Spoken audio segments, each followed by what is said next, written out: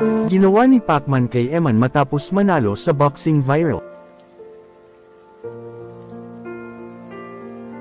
Sa pagkapanalo ni Eman Bacasu sa Boxing Thrilla in Manila, ay ramdam naman ng netizens ang pagka-proud ni Manny Pacquiao.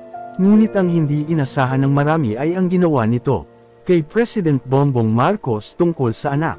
Si Eman ang anak ni Manny kay Joanna Rose Bacasu, ang waitress na nakarelasyon ng World Boxing Champion noong 2003. Matatandaan na noong 2006 ay lumantad ang nagngangalang Joanna Rose at nagsabing nakarelasyon at naanakan siya ni Manny. Nagkakilala umano sina Manny at Joanna noong February 2003 sa isang billiard hall sa Pan Pacific Hotel, kung saan nagtatrabaho si Joanna bilang spotter at waitress.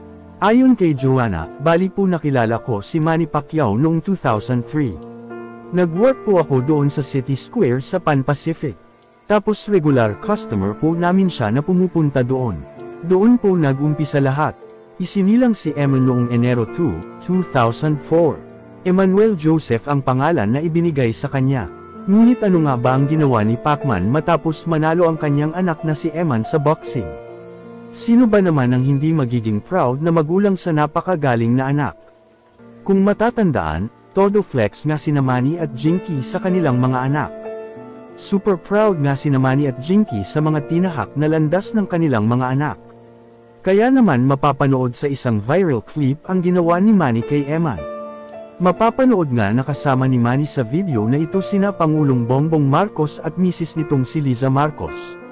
Maririnig nga na pinakilala ng isang staff si Eman.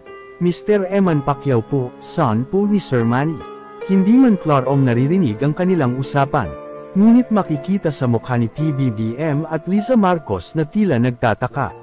May ibinulong pa nga si Manny kay First Lady Liza Marcos.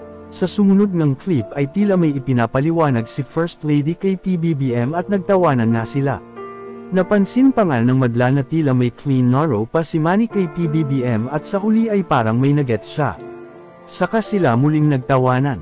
Komento naman ng madla, ang sabi anak daw ni Pacman sa other pero acknowledge naman ni Pacman yung anak niya.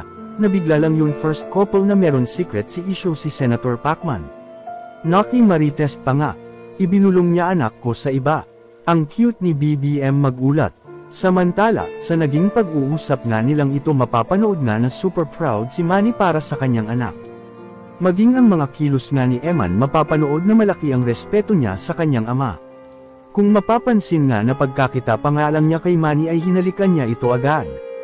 Kaya naman maging ang netizens ay proud na proud sa relasyon na mayroon sina Manny at Eman.